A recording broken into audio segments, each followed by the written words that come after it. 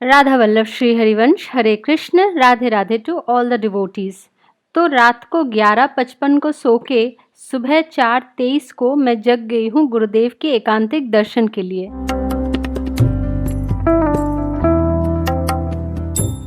हाँ, मुझे पता है एकांतिक दर्शन बहुत बाद में है, लेकिन क्या करें, जब प्रभु के एक झलक मिलने की भी उम्मीद होती है तो मन में हर पल उत्साह और बेचैनी होती ही रहती है। और इस स्थिति में ऐसे अपने रूम पे बैठना मेरे लिए तो असंभव है। जब मैं उठी तब डॉर्मेटोरी में सारे लोग सो रहे थे, तो मैं शांत तरीकों से ज़्यादा आवाज़ न करते हुए अपना सारा सामान वगैरह निकाला और तैयार हुई। माथे पे आज मैंने भर भर के रज लगाया, क्योंकि मैं शहरों में रहती हूँ और वहाँ हमें बाहर आना जाना पड़ता है और इसी वजह से पूरे माथे पे रज लगाकर नहीं घूम पाती।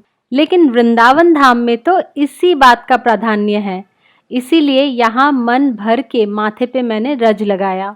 निकलते निकलते ऑलमोस्ट 4:50 यानी कि 4:50 हो गए थे। बाहर अंधेरा काफ़ी था, लेकिन वृंदावन धाम में हर समय आपको और कोई ना कोई तो परिक्रमा करते हुए लोग मिल ही जाते हैं। और लोग मिले ना मिले, जिसके मुख पर राधा नाम है उसके साथ तो स्वयं श्री कृष्ण चलते हैं और सुरक्षा भी करते हैं। श्रीहित केलीकुंज पहुंचते पहुंचते ऑलमोस्ट 5 बज गए थे। जैसा आप देख पा रहे हो अभी बिल्कुल ही अंधेरा है। आई नो 7:15 की टाइमिंग है, लेकिन इस स्थान पे आने में भी एक अलग ही प्रशांति है। मैं साथ माला लेकर गई थी, तो वहाँ पर बैठ के मैंने उस दिन के माला कंप्लीट कर लिए और उसके बाद गुरुदेव के जो पुण्य दर्शन हुए हैं मैं आपको क्या बताऊं। सिंस वहाँ पे कोई भी कैमरा अलाउड नहीं है, मैं यहाँ पे गुरुदेव के चैनल में डली हुई वीडियो से मेरा वाला पार्ट जोड़ रही हूँ। आप लोग देखो कि आप मुझे पहचान पा रहे हो या नहीं।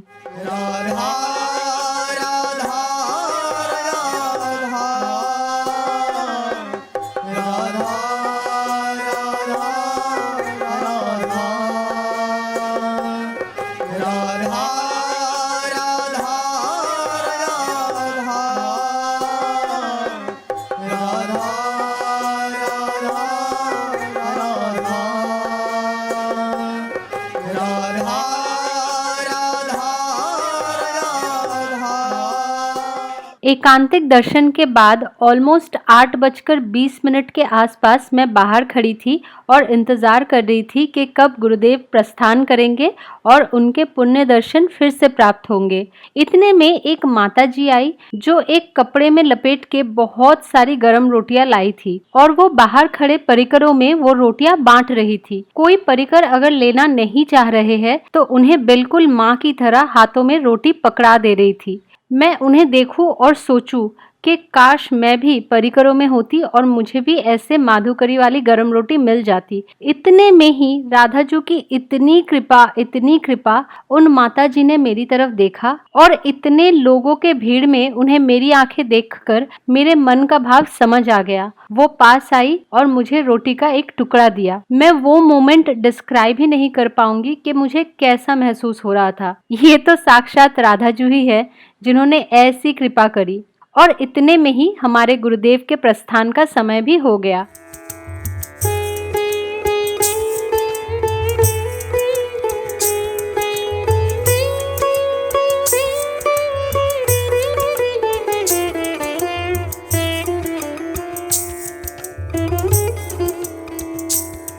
और राधा जी की कृपा से फिर से उनके पुण्य दर्शन हुए। Radha Radha Radha Radha.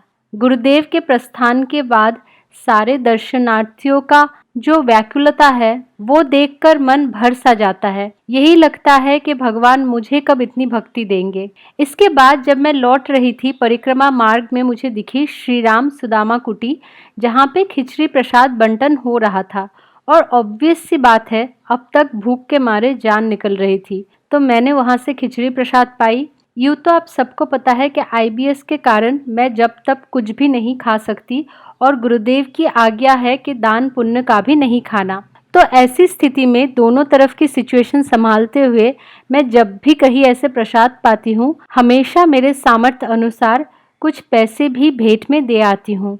By the way, खिचड़ी खाते हुए जब मैंने जमीन पे फोन रखा था वीडियो बनाने के लिए, तब भी एक बंदर भागा भागा आ रहा था फोन लेने के लिए, लेकिन राधा जी की कृपा से मैंने तब भी देख लिया और फोन बच गया। और इस खिचड़ी प्रसाद की तुलना में बहुत ही सामान्य मूल्य अर्पण करके मैं अभी जा रही थी सुदामा कुटी के अंदर, क्योंकि अंदर बहुत ही शांतिपूर्ण तरीके से कीर्तन चल रहा था, इसीलिए अंदर मोबाइल निकाल के वीडियो करने का मन ही नहीं कर रहा था। सुदामा कुटी से जब आप चौराहे की तरफ आने लगते हो, यानी कि मेन रोड पे, वहां पे आपको दो बहुत ही अद्भुत सुंदर और विशालकाय, एक गणेश जी की और एक हनुमान जी का स्वरूप दिखता है, जो कि बहुत ही ज्यादा सुंदर है। इसके बाद मैं अपने स्टे में वापस आई और थोड़ा सा रेस्ट लिया, क्योंकि थोड़ा सा थक गई थी। इसके बाद दोपहर को फिर से तैयार होके अब मैं जा रही हूँ निधिवन।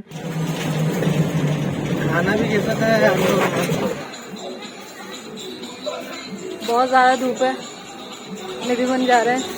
वैसे तो ब्रज में जब तक रहो कोशिश करो चप्पल ना पहनने की, लेकिन अगर ऐसे तीर्थ स्थानों में चप्पल पहन के जा रहे हो तो फिर मेरी तरह चप्पल ऐसी जगह छुपाओ कि खुद भी चप्पल वापस लेते समय उसे ढूंढ ना पाओ।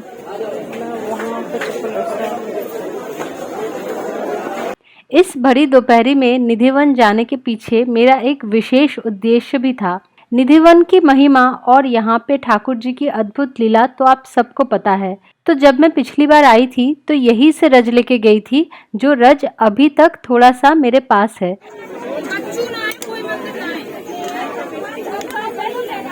तो इस बार भी मैंने सोचा कि फिर से यही से थोड़ा सा रज लेके जाती हूँ, और इसीलिए भीड़ में खड़े होके भी जहाँ मुझे रज दिखाई दी मैंने हाथों से खोद के डिब्बे में भर ली। फिर थोड़ा सा और अंदर जाके जब मैं साइड पे बैठी और उस डिब्बे को प्लास्टिक के पैकेट में भरने जा रही थी, तब मैंने देखा कि उस डिब्बे में चींटियां रेंग रही है। तो जैसे ही मैंने डिब्बा खोला, देखा कि रज के साथ साथ बहुत सारी चींटियां भी उठ गई है उस डिब्बे में। वो वाली चींटियां है ना जो मिट्टी को खोद कर उसमें रहती है, वो वाली।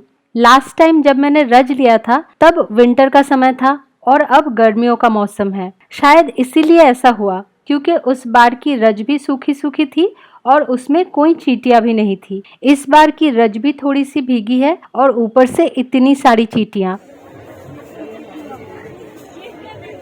तो थोड़ी देर तो मैंने उन्हें रज से आहिस्ता आहिस्ता कर निकालने की कोशिश की। फिर देखूं कि जितना मैं एक एक करके चींटियों को निकाल रही हूँ उतना वो और निकले। तो मन बहुत ज्यादा व्याकुल हो गया था कि ऐसे इन चींटियों को मैं इस ब्रज से अलग नहीं कर सकती और उचित भी नहीं है। जहाँ मैं खुद इस ब्रज की रज में समाना चाहती हूँ, वहाँ मैं कैसे इन छोटे छोटे जीवों को ब्रजरथ से अलग करूँ। तो फिर मुझे समझ में आया कि इस बार ठाकुर जी निधिवन से रज नहीं ले जाने देंगे, क्योंकि घर में यहाँ की रज ऑलरेडी थोड़ी सी रखी है और लालच बुरी बला है। तो वो सारी रज और चींटियाँ मैंने एक साइड में डाल के डिब्बे को खाली कर दिया।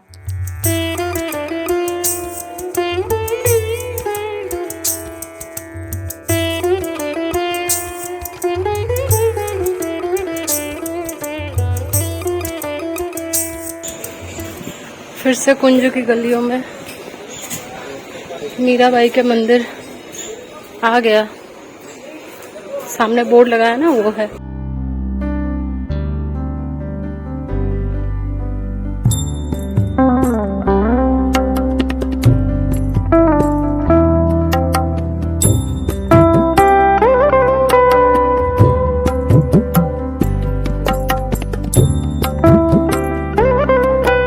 इसके बाद मैं गई मीराबाई जी के मंदिर, जो बेसिकली उनका घर भी था।